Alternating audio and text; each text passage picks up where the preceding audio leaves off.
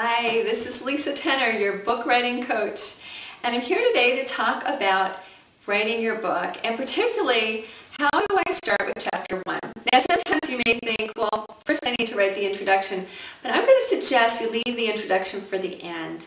Often it's easier to write an introduction once you've written the whole book. So let's talk about what you need to do in chapter 1, and I want you to get into your reader's mind.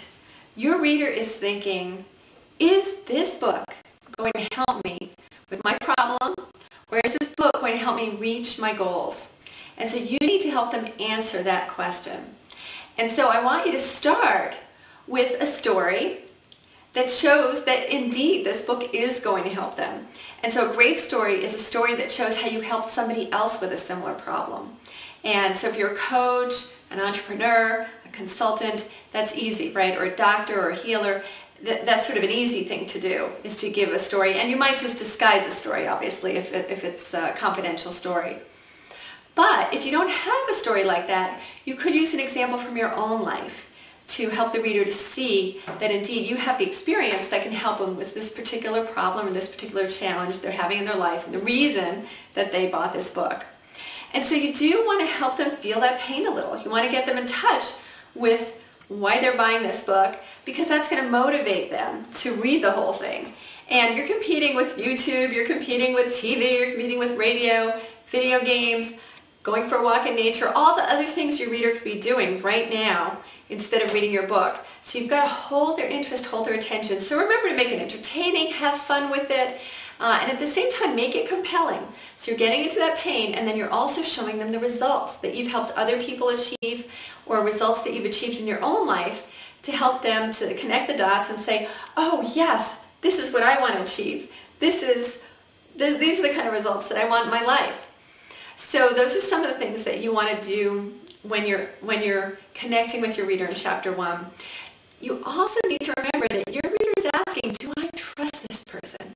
So you want this to be like an intimate conversation, and if you can picture a particular person, it could be a real person, it could be a person you've made up in your mind, but picture this very particular reader, and you'll find that as you do that, the writing will be better. You'll be connecting with that reader. So I want you to do that, and you'll find that it makes it easier for the reader to trust you and like you and want to spend however many hours reading your book, because it's like spending time with you. And think about what makes your work unique, what makes you unique. Why do people say, I want to work with you? And try to bring those qualities into the book. If you're somebody who's very nurturing, find ways to bring that into the book. Sense of humor also really helps. And a sense that you're able to help them again. So just keep that in mind as you're writing. You also want to address your reader's concerns. If your reader is afraid that your book might not help them, or afraid that they just can't do this thing they want to do, then you're going to have some trouble getting them to read the whole book, or even maybe to buy the book.